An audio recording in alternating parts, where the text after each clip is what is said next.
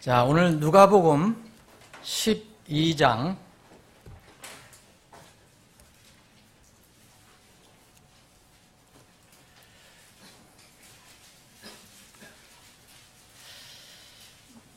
누가복음 12장 자, 1절은 여러분들과 함께 읽겠습니다. 자, 읽습니다. 그동안에 무수한 사람들의 무리가 함께 모여 서로 밟힐 만큼 되었더라. 그때 그분께서 무엇보다 먼저 자기 제자들에게 말씀하기 시작하여 이르시되 너희는 바리새인들의 누룩 곧 위선을 조심하라. 제가 읽겠습니다. 덮어둔 것 중에서 드러나지 아니할 것이 없고 숨겨둔 것 중에서 알려지지 아니할 것이 없나니 그러므로 무엇이든지 너희가 어둠 속에서 말한 것이 빛 가운데서 들리고 너희가 골방에서 귀에 대고 말한 것이 지붕 위에서 공포되리라. 내가 내 친구인 너희에게 이르노니 몸을 죽이고 그 뒤에는 더 이상 아무것도 하지 못하는 자들을 두려워하지 말라.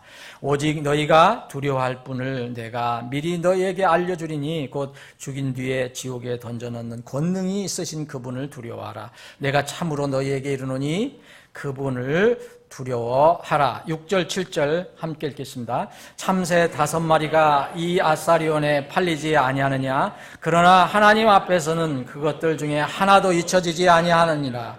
오직 아버지께서 너희 머리털까지도 다 세셨나니 그러므로 두려워하지 말라. 너희는 많은 참새보다 더 귀중하니라. 아버지 하나님, 오늘도 말씀을 주심을 감사합니다. 마음에 무릎을 꿇고 주님 앞에 엎드려 주님께서 주시는 생명의 양식을 받기를 원합니다. 전하는 자나 듣는 회중들 주님께서 분리시키지 마시고 성령님 안에서 한 덩어리로 묶어주시고 오직 그 회중에게 주님께서 필요한 말씀을 선포해 주시옵소서. 거룩하신 예수님의 이름으로 기도합니다. 아멘. 앉아주시기 바랍니다. 오늘 우리가 그 누가복음 12장 앞에 부분을 읽었는데 오늘 누가복음 12장 전체를 가지고 좀 살펴보기를 원합니다. 누가복음 12장도 굉장히 긴 그 장이에요. 59절까지 있어요. 그리고 이 누가복음 12장에는 여러분들이 조금 이렇게 비교해 보시면 알겠지만 마태복음이나 마가복음이나 이런 데 있는 말씀들이 응집돼서 한 장으로 다 모여 있는 게 참 많습니다. 산상수훈에 있는 것도 있고 또 마태복음에 특별히 하나님께서 주님께서 우리에게 어떤 경고의 말씀 내지는 깊은 교훈의 말씀을 주시는 내용들이 이 12장에 이렇게 모여 있다는 것을 제가 느끼게 됩니다. 지금 우리가 읽은 부분, 앞에 부분은 마태복음 16장에도 있고 10장에도 있는 그런 부분입니다. 그래서 시간 관계상 그 부분만 읽었지만 여러분들 전체 누가복음 12장을 한번 살펴보는 그런 시간을 갖겠습니다. 제가 개인적으로는 요새 영원한 것에 관해서 많이 묵상을 하게 됩니다. 영원한 것을 생각해 보면 또 반대로 영원하지 않은 것에 대해서 또 생각할 수밖에 또 없죠. 매일매일 살아가면서 보고 듣고 우리는 나중에 늙어서 죽을 때까지 우리가 숨이 이 땅에서 끝날 때까지 사실 계속 배워야 되거든요. 배우고 깨닫고 그래서 이런 그 체험하는 것들 통해서 하나님의 말씀에 엄미하시구나. 하나님의 말씀은 엄미하시구나. 그리고 또 이것과 비교해서 우리가 사는 인생의 삶은 참 어떠한 면에서 보면 허무한 본질을 가지고 있구나. 이런 것을 늘 대칭적으로 이렇게 생각을 해보게 됩니다. 그 근대의 한국의 현대사라고 한다면은 우리 격동기라고 볼 수가 있어요. 정치적으로, 경제적으로. 근데 그 격동기에 한 시대를 이렇게 살다 간 파란만장한 어떤 정치인이 이제 며칠 전에 이렇게 별세를 했다는 소식을 제가 접했습니다. 92살에 돌아가셨으니까 그렇게 서운하지는 않을 건데 정말 그 혼이 하늘에 갔는지 안 갔는지는 잘 모르겠습니다. 어쨌든 소위 정치사의 어떤 한 유행 용어처럼 여겨졌던 삼김시대는 이제 완전히 끝이 났습니다. 이 삼김이라는 그분들은 다 이제 이 세상을 떠났어요. 이것을 생각할 때 참 우리가 살아가는 데서 이 세상에서 가장 강한 것이 뭘까? 최후의 승리자가 누굴까? 가장 강력한 것이 누굴까? 무엇일까? 저는 시간이라고 생각이 돼요. 시간을 이길 수 있는 그 사람은 아무도 없어요. 동물들도 없고 곤충들도 없고 시간, 이 세월에 다 무릎을 꿇습니다. 이 세월이 시간이 지날수록 우리가 성경 말씀을 또 읽고 들으면 들을수록 영원한 것과 또 무상한 것에 관해서 생각을 해보게 됩니다.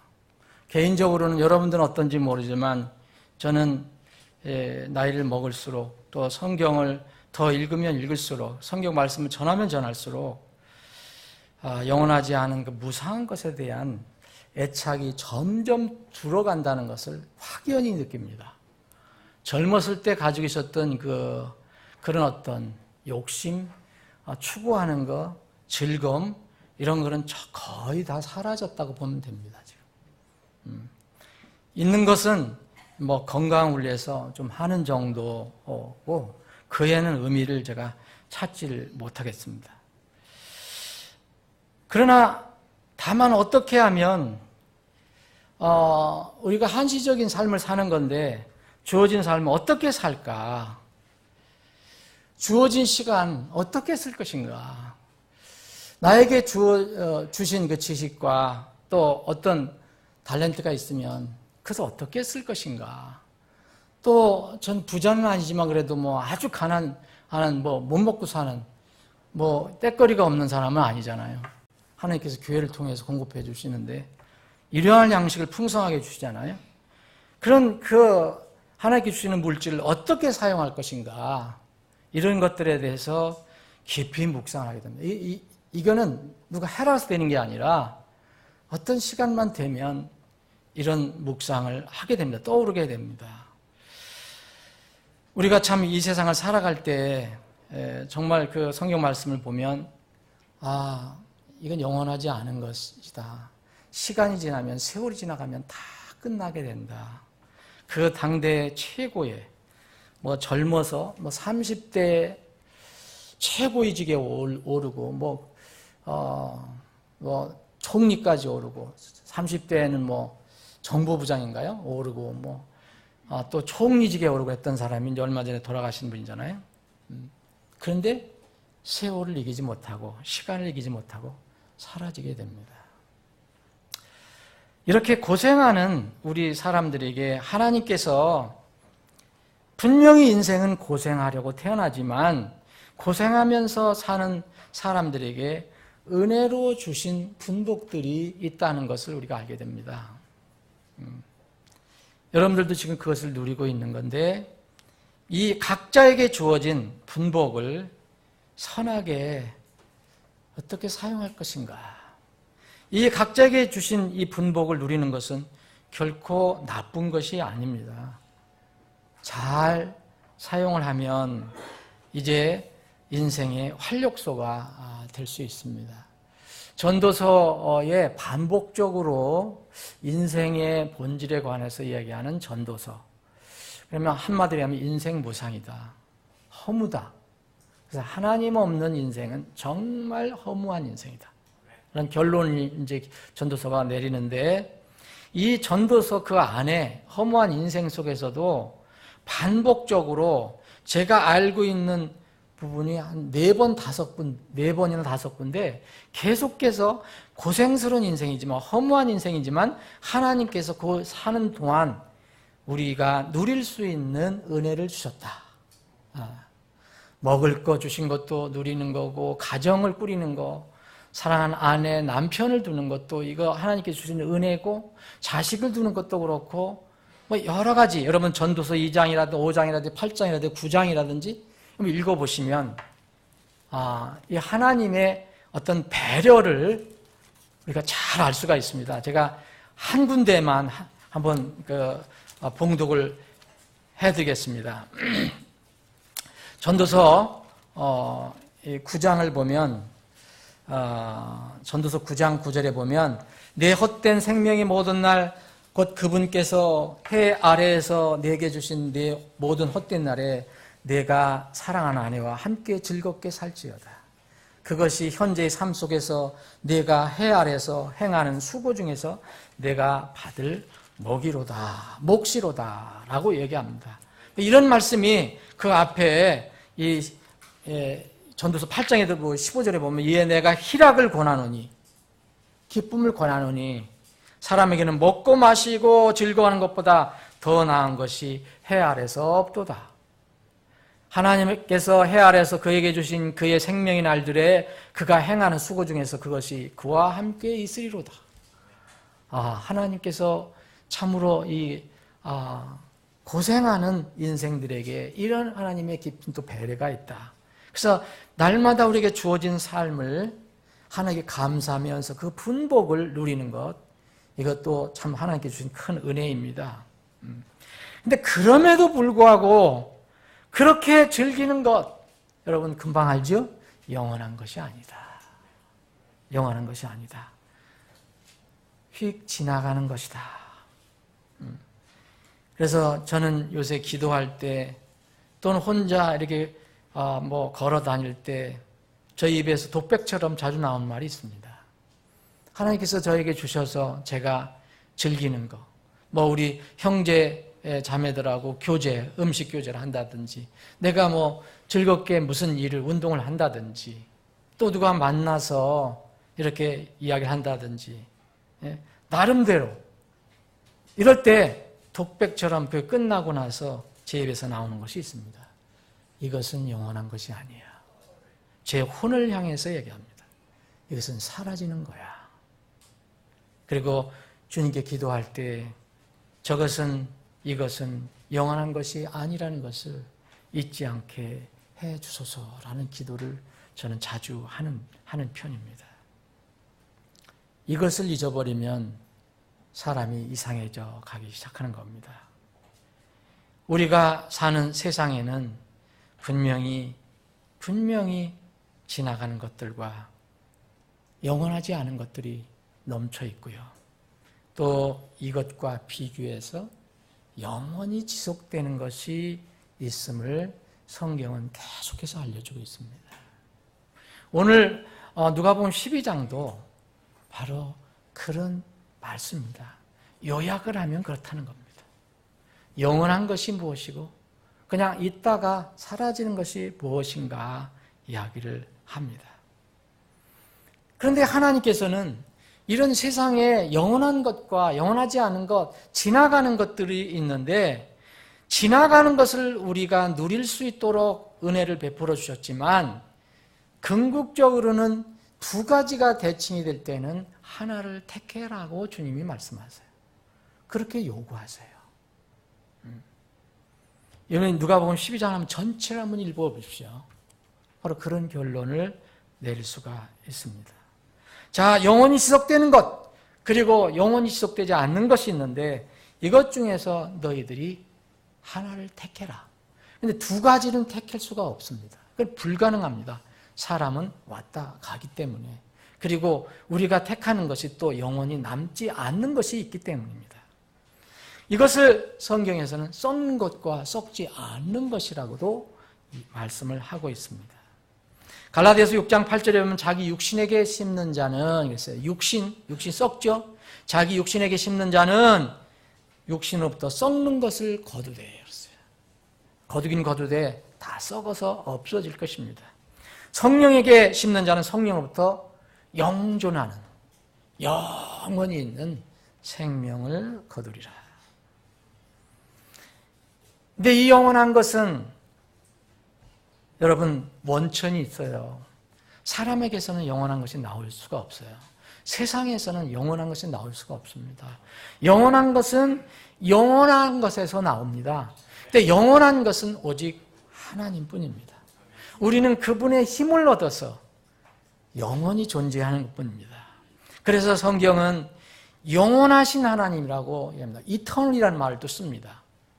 또 우리 성경에 보면 영존하는 하나님, 또 영존하는 하나님, 영을 everlasting God라고 또 이야기합니다.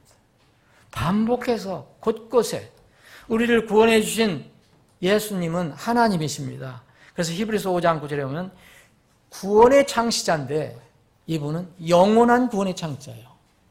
사람은 사람을 구할 때 영원한 구원자가 될 수가 없어요. 일시적으로 도울 수는 있지만 영원한 구원자는 될 수가 없습니다. 이 영원한 하나님으로부터, 영원한 구원자로부터 나오는 것이 바로 영원한 생명입니다. 그 영원한 생명을 성경은 계속해서 이야기하고 있습니다. 영원한 생명.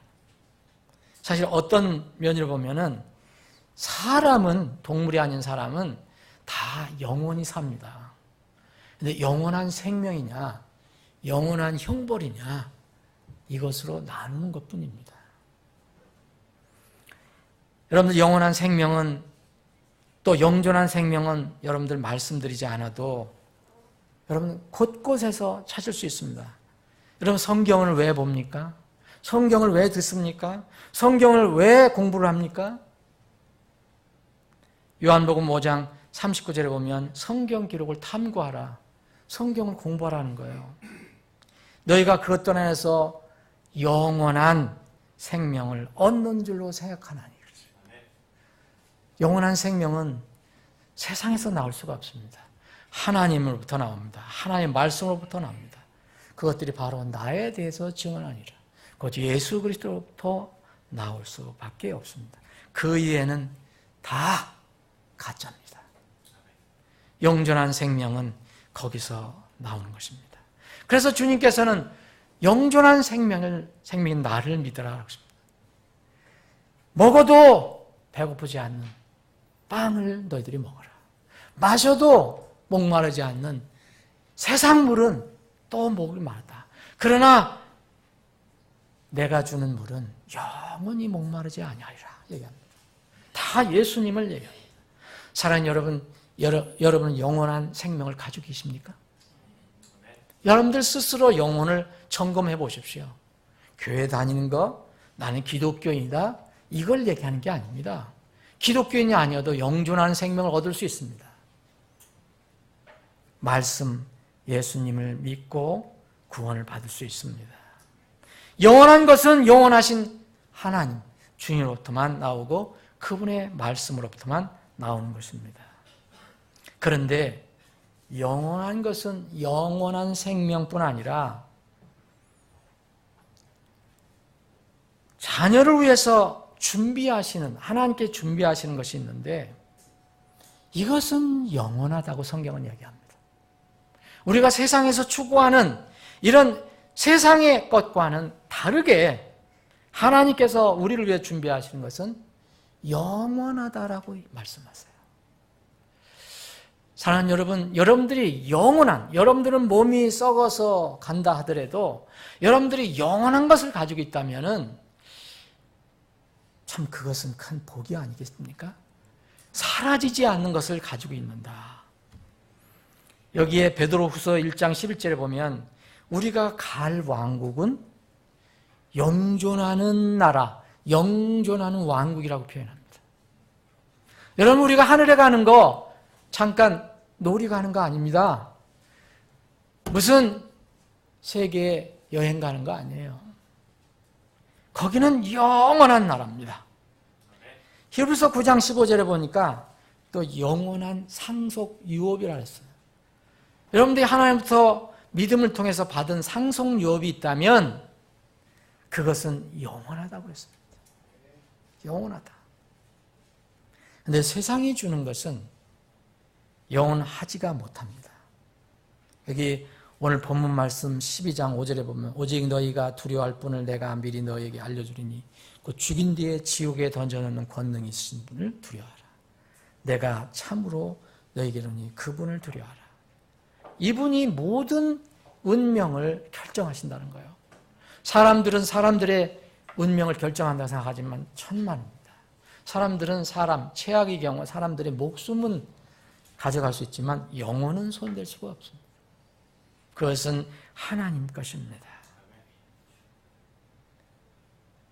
여러분, 우리가 얼마나 기쁘고 참 감사한 것인지 우리가 앞으로 영광 중에 드러난다고 그랬거든요. 근데 영광은 세상에서 누리는 잠깐 동안 있는 영광. 얼마 전에, 며칠 전에 별세한 그분, 세상 영광 많이 누렸잖아요. 절정기에 그런 영광이 아니에요. 디모데후서 2장 10절, 베드로전서 5장 10절에 보면 영원한 영광이라고 했습니다. 영원한 영광. 고린도후서 4장 17절은 이것이 너무 우리에게 중요해서 무겁다까지 얘기를 했습니다. 가벼운 것이 아니라 세상에는 가벼운 것이지만 세상 것들은 우리가 받는 것은 영원한 무거운 것이라고 얘기했습니다. 고린도후서 4장 17절 우리가 잠시 받는 가벼운 고난이 우리를 위해 훨씬 더 뛰어나고 영원한 영광의 무거운 것을 이루느니라. 이래서 우리는 하나님께 감사하고 찬양할 수 있는 것입니다. 영존하는 생명, 영원한 생명을 얻은 것뿐만 아니라 하나님께서 우리에게 주신 놀라운 이런 것들이 있다는 것입니다. 우리는 날마다 오늘도 찬양도 그렇게 했고 우리 교회에서 제일 많이 하는 찬양을 내가 통계를 내보면 아마 이럴 겁니다. 하늘의 소망. 그렇죠? 네. 그 하늘에 대한 소망, 주님이 계신 곳에 대한 소망일 거예요. 우리가 이 땅에 살 때 때로는 집을 비워줘야 할 때도 있어요. 2년마다 비워줄 때가 있고 우리 교회도 이제 11월 15일 날 협상을 또 해야 되는데 주인 나가라면 나가야 되고 돈을 올려달라면 올려줘야 돼요. 우리 게 아니기 때문에. 그리고 또 이 건물이 낡고 오래되면 허물고 다시 지어져야 돼요. 여기 지금 보십시오. 우리 주위에 전부 헌 거 다 때려 부시고 다시 짓지 않습니까? 세상의 집은 그래요. 근데 우리가 하늘에 가지고 있는 하늘의 집은 그것과 비교할 수가 없습니다. 우리가 가지고 있는 집은 영원한 집입니다. 여러분, 이 세상에 아무리 좋은 집 가지고 있어도 그건 자꾸 세월이 가면 갈수록 낡아져요. 그런데 하늘에 있는 집은 제가 믿기로는 날마다 더 새로워질 거예요. 더 빛나는 집일 겁니다. 고린도후서 5장 1절에 바울 사도가 이제 자기의 마지막을 생각하면서 자기의 인생의 마지막을 생각하면서 그 하늘에 있는 자기 집을 그려보면서 이런 말을 했습니다. 물론 이것은 하나님께서 성령을 감동을 시켜주셔서 하게 한 말입니다.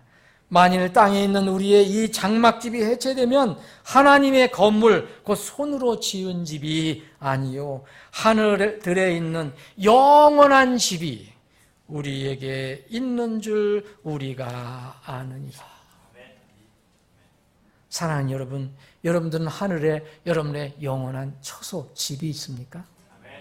여러분들의 문패가 달린, 제가 문패가 달렸는지 아닌지 모르지만 분명히 각자 거처를 주신다 그랬으니까 분명히 문패가 있을지도 모릅니다.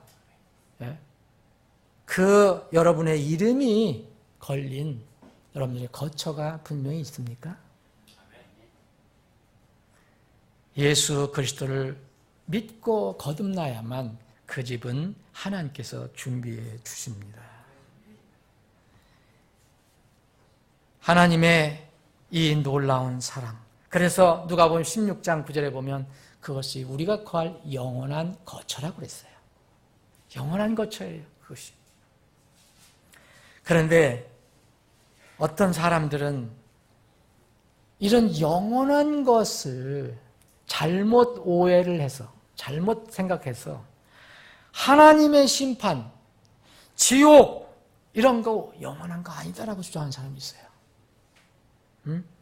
그 일시적인 것이야. 때가 되면 다 구원받을 수 있어요. 여러분, 로마 가톨릭이 주장하는 연옥도 사실은 그런 교리에서 나온 것입니다. 가장 아주 고통스러운 곳에서 또 그 다음 단계에 공을 쌓으면 연옥으로 옮겨지고 또 거기서 정화를 하고 무슨 공을 많이 쌓고 그러면 나중에 하나님의 천국으로 옮겨간다고 하는 그런 사상입니다. 그래서 그것을 통해서 돈을 많이 벌었잖아요, 가톨릭이. 죽은 부모들, 자식, 또 이웃을 위해서 살아있는 사람이 헌금을 하면 그 사람이 공로가 넘어가니까. 하나님도 참 이상한 하나님이죠, 그렇게 하신다면. 이렇게 하나님의 심판과 지옥까지도 일시적인 것이라고 주장하는 사람들이 있습니다. 성경은 그렇게 말하고 있지 않습니다. 멸망? 하나님께서 심판하실 때 멸망? 이것은 일시적인 멸망이 아니에요. 이것은 영원한 멸망이라고 얘기합니다. 한 번 멸망받으면 거기에서 하나님께서 심판하실 때 멸망받으면 다시는 나올 수 없는 멸망입니다.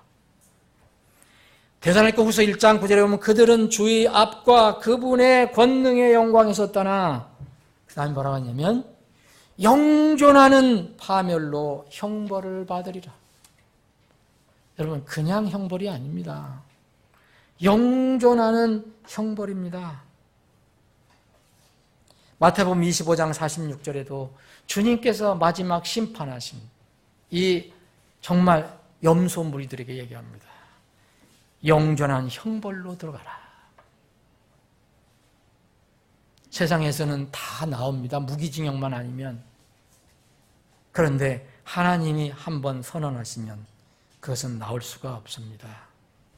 마가복음 3장 29절에 보면 정죄는 영원한 정죄라고 그랬어요.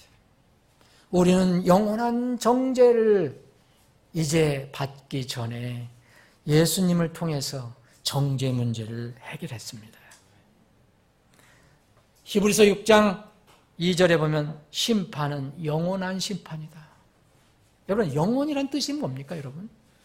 그게 일시적이고 끝난다면 영원이란 말이 맞지 않습니다.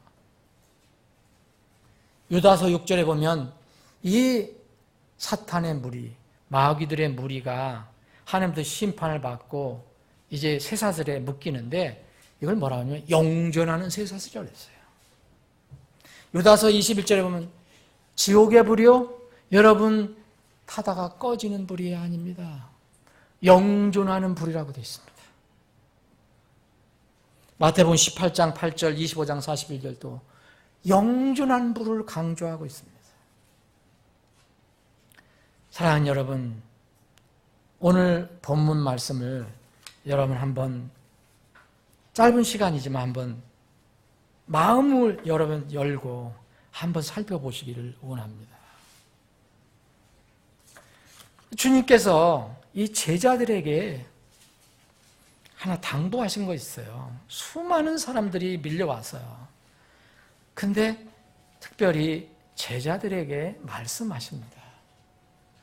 자기 제자들에게 말씀하기 시작하여 이르시되 너희는 바리새인들의 누룩, 이것을 조심하라고 얘기하는 거예요.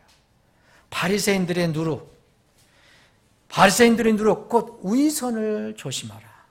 주님께서 여기서 쓰신 것은 바리새인의 누룩과 위선을 같은 말로 쓰신 것이죠. 근데 여러분이 주님께서 종종 바리새인들과 사두개인들의 누룩 조심하라는 말씀하셨어요. 이 바리새인들의 누룩이라는 말을 종종 하셨는데 여기서는 바리새인들의 누룩이 뭐냐면 위선이라 얘기했습니다. 그럼 위선이라는 건 뭡니까? 위선? 앞에는 선인데 속은 아니라는 거죠. 그러니까 속과 겉이 다르다는 거예요. 겉과 속이 다르다는 거예요. 이것을 너희들은 주의하라 얘기합니다. 바리새인들의 누룩, 때로는 바리새인들의 교리도 있습니다. 여기서는 누룩이라고 말씀하셨어요. 바리새인들의 누룩은 도대체 뭘까? 저는 이 바리새인들의 누룩을 이 12장을 다시 한번 공부하면서 한번 제 나름대로 정리를 해봤습니다. 여러분들이 그렇게 동의하지 않으셔도 상관이 없습니다. 이해하시는데 도움을 주고 싶을 뿐입니다. 바리새인들의 누룩은 첫 번째 종교적인 누룩이 있어요. 종교적인 누룩. 여기 한번 잘 읽어보십시오. 종교적으로 이 바리새인들이 속과 다른 행동을 하는 거예요. 또 하나는 도덕적인 위선이 있어요. 삶에 관해서 윤리적이고 도덕적이고 이거에서 위선이 있습니다. 자기는 선하고 의로운 것 같은데 속은 아니거든요. 또 하나는 주님께서 여기서 강조하신 것이라고 저는 보거든요. 그게 뭐냐? 종교적인 위선과 그리고 도덕적인 윤리적인 위선과 맞물려 돌아가는 거 있는데 이것을 주님께서는 가장 무섭게 경고를 하신 것이라고 봅니다. 누가복음 12장을 보면 이게 뭐냐? 종교적인 위선, 도덕적인 위선과 함께 물질에 대한 위선을 얘기하고 있습니다. 세상 이 물질, 재물에 대한 위선. 너희들은 이 바리새인들의 누룩, 위선을 주의하라라고 말씀하셨습니다. 오늘 본문은 한마디로 얘기하면 소유에 관한, 소유에 대한, 곧 탐욕에 관한 위선, 그것에 대한 가르침입니다. 제가 얼마 전에 어느 글을 읽고 참 많이 성경적으로 다시 한번 묵상할 수 있는 기회가 됐습니다. 여러분들 아실 분들은 아시겠지만 지금부터 4년 전에 저기 부자들이 많이 사는 강남에서 일어난 일입니다. 거기가 서초동이라고 되어 있는데 4년 전에 겨울인데 한 주택에서 불이 났어요. 겨울에 불이 났어요. 1층, 2층이 되어 있는 아마 고급 빌라를 다 태웠는가 봐요. 그런데 무슨 일이 벌어졌느냐 하면 여기서 불이 난 뒤에 그 집을 수리하던 사람이 철창 신세를 졌어요. 철창 신세를 졌어요. 남 집 인테리어 해주고 감옥을 갔어요. 무슨 얘기인가 하면은 이 사람이 그 집에 있는 것을 도둑질 해갔습니다. 자, 그런데 이 도둑질도 참 신기한 도둑질인데 이것도 이제 불이 난 뒤 한 4달 정도 지나서 이제 이것이 드러나게 된 거죠. 이 인테리어, 불이 났으니까 주인이 이제 이거 다 정리하고 다시 인테리어 싹 해주세요.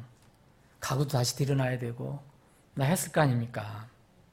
근데 이제 인테리어, 큰 업체 인테리어 직원이 이제 직원 3명을 아마 고용을 했는가 봐요. 근데 이 중에 이제 어떤 사람이 문제를 일으킨 겁니다. 이 사람이 감옥에 간 이유는 금괴 130개를 절도한 죄입니다.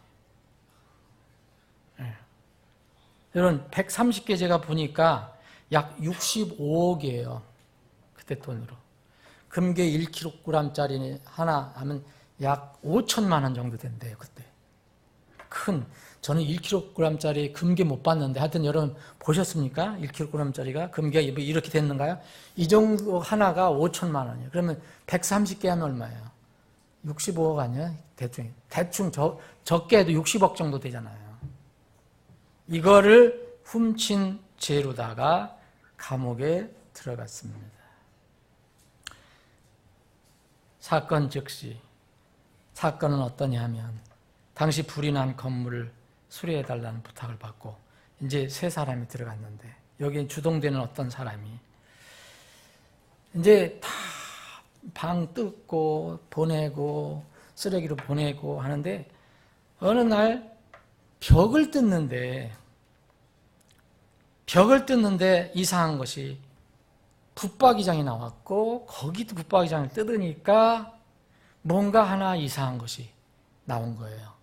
그게 소위 얘기하면 요새 사람들이 좋아하는 보물단지였어요. 보물단지. 벽에 숨겨져 있는 보물단지. 이 괴짝 하나가 들어왔는데 그것을 열었습니다. 열었더니 거기에 그 괴짝 안에 1kg짜리 금괴 130개가 자국자국 쌓여져 있었어요. 여러분 이것을 보면 어때요? 다 돈도 없고 가난하잖아요. 그렇잖아요. 다. 그러면 어떻게 되겠어요? 견물생심이라고 여러분들 어떻게 생각하겠습니까? 그렇게 되면 여러분들 정말 우리 믿음의 침례 성도들이니까 돈아 물러가라 하고 다시 바로 신고했겠지만 이 사람들은 그렇게 못했어요. 견물생심이라 세 사람이 이렇게 작당을 해서 우선 한 개씩만 가져갔어요. 한 개씩 1kg. 근데 그날 밤에 그 중에 한 사람이 도저히 잠을 잘 수가 없어서 자기가 새기는 여자친구와 함께 다시 불이 난 주택을 찾습니다. 그래서 그 궤에 있던 나머지 금괴를 몽땅 가방에 쓸어 가지고 도망을 갔어요. 그러니까 여자하고. 그때 130개, 그러니까 한 65억 원어치를 가져간 겁니다. 훔친 금괴로 뭐 했을까요? 헐값으로 뭐 팔기도 하고 뭐 해서 전부 뭘로 썼느냐? 고급 외제차 사고 또 집 사고 그리고 술값으로 썼답니다. 이흥비. 몇 푼 안 남았어요. 근데 이상한 게 있잖아요. 경찰에는 이 금괴를 잊어버렸다는 신고가 전혀 들어오질 않아요. 4개월 동안. 이 사람이 가져간 지는 벌써 몇 개월 전이에요. 근데 아무도 신고가 안 들어왔어요. 참 신기한 도둑질이에요. 진짜로. 주인이 없는 것을 가져간 거죠. 말 그대로 피해자가 안 나타나는 거예요. 아니, 도둑질을 하면은 피해자가 나타나야 되잖아요. 그런데 엉뚱한 데서 이 일이 틀어지고 말았습니다. 탐욕 때문에 이런 일이 일어났어요. 이 사람 처음에 두 사람을 따돌리고 자기가 나머지 밤에 가서 다 훔쳐 달아난 이 사람이 돈이 생기니까 여자친구를 바꿨어요. 이 여자친구를 바꿔서 이 여자친구하고 또 잠적을 한 거예요. 그랬더니 화가 난 전 여자친구가 이제 신고를 어디다 했느냐? 심부름센터에다. 돈 욕심이 있으니까 심부름센터에 조사해갖고 부탁을 해갖고서 이 사람 잡아달라고. 그러면 이제 거래를 하려고 나도 몇 푼 달라고 하려고 했겠죠. 근데 그것을 이제 알게 된 심부름센터 직원이 비로소 경찰에 신고를 한 겁니다. 이 사람은 좀 정확한 사람이었던 것 같아요. 그래서 결국 잡혀 들어간 거예요. 그런데 또 이상한 게 하나 있죠? 여러분, 뭐가 이상합니까? 도대체 그 주인이 누굽니까? 도대체 이 금괴 주인이 있어야죠. 여러분들이 그거 내 거라고 나타났어도 그때는 여러분들 것이 됐을 수도 있지는 몰라요. 그런데 그 분명히 그 집주인이 있잖아요. 이 집주인은 당시 강남에 많은 부동산을 가지고 있었던 재력가였었대요. 근데 이분은 평소 믿을 거는 뭐 아무도 못 믿겠다. 그래서 믿을 건 금밖에 없다. 그래서 돈이 생기면 생기는 대로 전부 금을 사서 차곡차곡 쌓아놓은 거예요. 비밀 그 창고를 만들어 놓고. 그런데 여러분, 세월을 이길 수 있습니까? 시간을 이길 수 있어요? 돈을 아무리 가져도. 금괴 130개 65억이 그 사람의 건강, 수명을 연장시켜 줍니까? 이 사람은 성은 박씨인데 박씨는 예상치 못한 일이 일어났어요. 무슨 일이 일어났냐면 갑자기 치매를 걸린 거예요. 치매에 걸렸어요. 여러분, 치매가 뭔지 알죠? 네. 치매라면은 정말 다른 병은 뭐 시름시름 알면은 의식은 있잖아요. 내가 벽장 속에 감춘 게 얼마고 통장이 얼마 있고 다 아는데 갑자기 알츠하이머가 왔어요. 치매, 심한 치매. 그 뒤로 세상을 떠났습니다. 세상을 떠날 때까지 가족들에게 금괴의 존재를 알리지 못하고 죽은 거예요. 가족들에게 이 놀라운 사실을 알리지 못하고 사망했으니까. 여러분, 금이 무슨 금괴가 무슨 목숨이 있습니까? 나 여기 있어! 소리 지릅니까? 가장이 죽은 뒤에 10년 넘도록 이 사실을 몰랐다는 겁니다. 그런데 영원히 벽장 속에서 잠들 뻔했던 이 금괴가 뜻밖의 사람의 탐심으로 드러나게 됐어요. 화재 사건으로 드러난 겁니다. 절도 사건으로 세상에 드러나게 된 것입니다. 저는 두 가지 생각을 해봤어요. 야고보서 1장 15절 16절에 이런 말씀이 있습니다. 오직 모든 사람이 자기 자신의 욕심에 이끌려 유혹을 받을 때 시험을 받나니. 여러분, 다른 사람이 여러분 시험한다고 생각하지 마세요. 결국은요, 여러분들 마음속에서 일어나는 거예요. 남 탓하면 안 됩니다. 어린아이들은 남 탓할 수 있어요. 어린아이들은 아직 모르니까. 어른이요, 남 탓하면 안 됩니다. 결국 자기가 시험을 받는 거예요. 자기가 유혹에 들어가는 거예요. 그런즉 욕심이 잉태하면 죄를 낳고 죄가 완료되면 사망을 낳느니라. 오늘 여러분 본문 말씀에 보면 여러분 여기에 20절에 이런 말씀이 있어요. 그러나 하나님께서 그에게 이르시되 너 어리석은 자여 이 밤에 내게서 내 혼을 요구하리니 그러면 네가 예비한 그것들이 누구의 것이 되겠느냐? 이 사람이 그렇게 준비했던 거 누구 것이 됐겠습니까? 죽으면 누구 것이 돼요? 자기 것이 아닙니다. 거기 살아있는 사람이 도둑이 가져가든 누가 가져가든. 다윗 왕의 고백이 생각났습니다. 다윗 왕은 이렇게 고백을 했어요. 다윗 시편 39편에 보면 이런 말씀이 있어요. 시편 39편 4절 주여 나로 하여금 내 종말과 내 날들의 한계가 어떠한 것인지 알게 하소서. 내가 얼마나 연약한 존재인지 알게 하소서. 보소서 주께서 내 날들을 한 뼘 길이만큼 했다는 거죠. 되게 하셨사오니 내 시대가 주 앞에는 없는 것 같사오며 참으로 모든 사람은 최선의 상태에서도 헛될 뿐이다. 셀라. 분명히 모든 사람은 헛된 모습 속에서 건나니 분명히 그들은 헛되이 소동하나이다.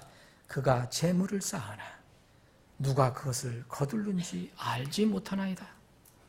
얼마나 딱 맞습니까? 이 사건이. 주여 이제 내가 무엇을 기다리나이까? 나의 소망은 주께 있나이다. 탐욕 때문에 그리고 탐욕의 결과 때문에 이 사건이 일어난 것입니다. 주님께서 오늘 이 말씀을 보면 여러분 세 가지 그 누룩 중에서 종교적인 누룩, 여러분 제가 믿기로는 종교적인 누룩은요, 여러분들과 같은 성경을 믿는 독립침례교회 성도들은 거의 분별을 한다고 저는 생각해요. 초신자가 아니면. 종교적인 누룩에 빠질 사람들은 별로 없을 거예요.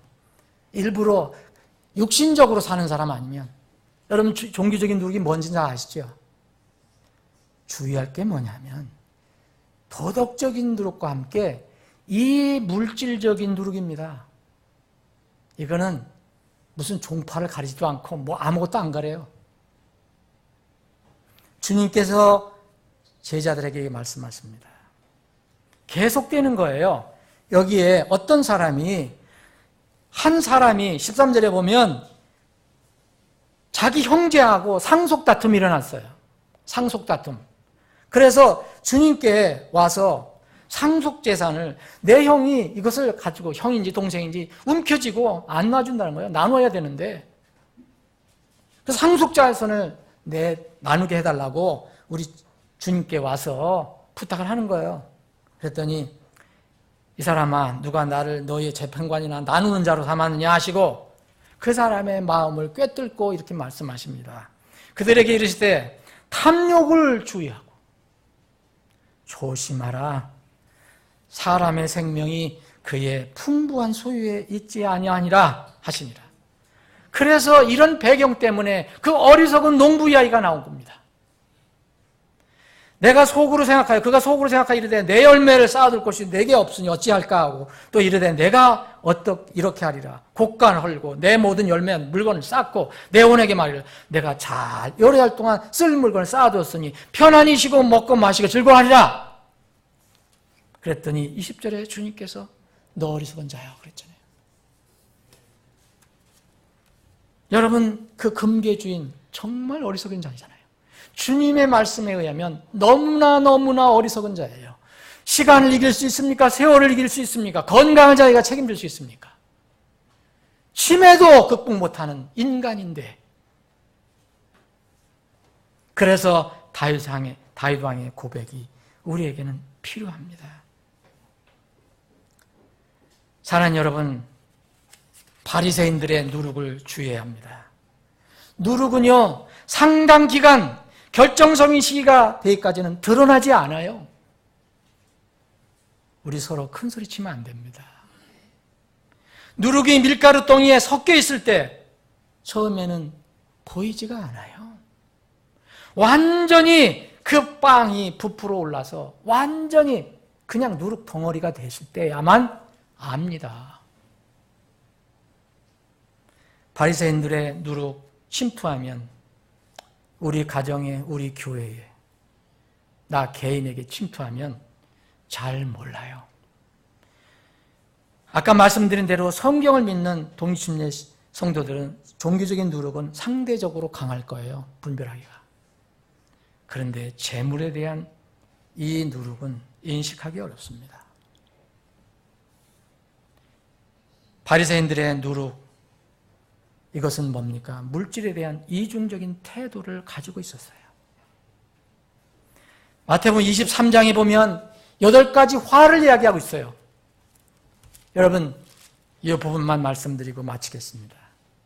8가지 화를 얘기하고 있는데 13절부터 이 뒷부분까지 8가지 화를 얘기하는데, 그 중에서요, 여러분, 종교적인 위선이 바로 13절, 15절, 23절이라고 볼 수 있어요. 종교적인 위선. 그런데 도덕적인 위선은 27절, 29절은 도덕적인 위선이라고 할 수 있습니다. 그런데 여러분, 자, 14절 보십시오. 이거는 바리새인들의 재물에 대한 위선이에요. 서기관들과 바리새인들 위선자들아, 너희에게 화가 있을지어다. 너희가 과부들의 집을 삼키고 거칠애로 길게 기도하느니 그런즉 너희가 더 큰 정죄를 받으리라. 과부의 집을 삼켰다는 건 뭘 얘기합니까? 다 울고 먹었다는 거 아니에요. 자기는 하나님께 이렇게 헌물을 많이 드립니다 하고 그냥 함께 드릴 때는 똥똥똥 하면서 그 흥흥함에 넣지만 결국은 뒤로는 다 물질을 다 거둬간 거예요. 이게 바로 무서운 겁니다. 주님께서 지금 누가복음 12장에 지금 말씀해 주시는 거예요.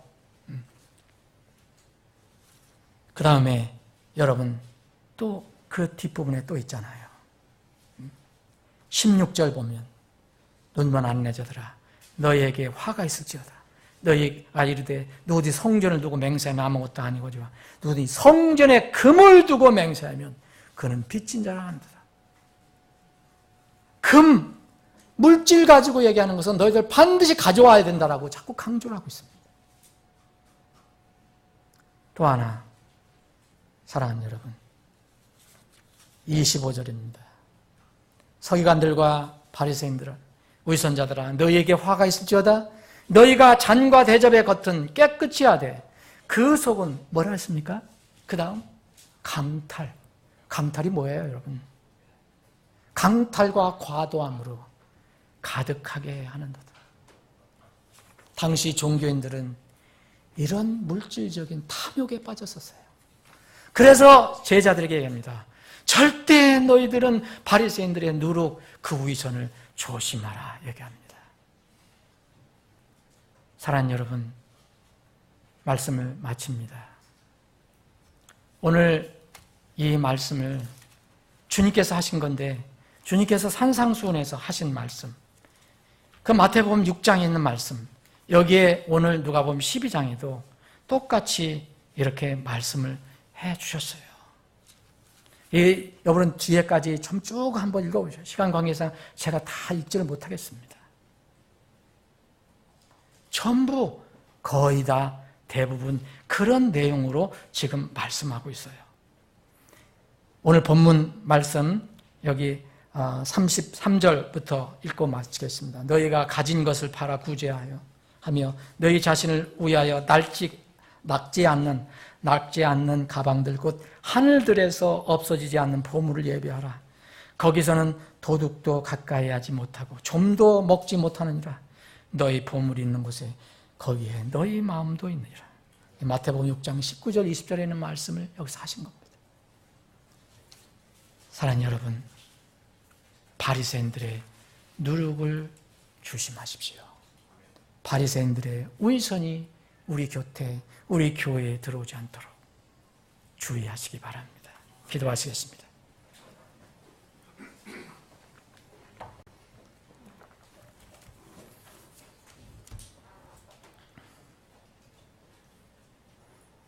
여러분, 우둔한 입술로 부족한 사람의 입을 통해서 전한 말씀이지만 이것이 분명히 성경에서 주님께서 주신 말씀이라면 우리는 사람 앞에 머리를 숙이는 게 아니고 하나님 앞에 머리를 숙여야 합니다. 이 시간 여러분들의 삶을 돌아보고 결코 우리 교회는 그런 것이 들어와서는 안 된다. 물질관 때문에 복음이 훼손되거나 우리에게 맡겨주신 복음 사역이 방해되거나 그래서는 안 된다. 여러분들 개인의 삶도 마찬가지입니다. 여러분의 가정의 삶도 마찬가지입니다. 정말 진정한 성도는 물질을 극복하는 성도입니다. 오늘 이 누가복음 12장 주님의 말씀을 마음속 깊이 간직하고 이 물질로 유혹하는 이 세상에서 승리하는 여러분들이 되시기를 바랍니다. 아버지 하나님, 오늘 주신 말씀을 저희들이 오랫동안, 아니 영원히 기억하게 해 주시기를 원합니다. 사람들의 기억은 쉽게 사그러들지만 하나님 말씀은 영원히 존재합니다. 아버지 하나님, 우리가 잊을 때마다 이 말씀을 생각나게 해주시고 다시 상기하게 해주시기를 원합니다. 마지막 때에 여러 가지 유혹 중에서 특별히 이 물질의 위선, 물질의 누룩, 바리새인들의 누룩에 정말 주의를 기울이는 지혜로운 성도들이 다 되게 해 주시옵소서.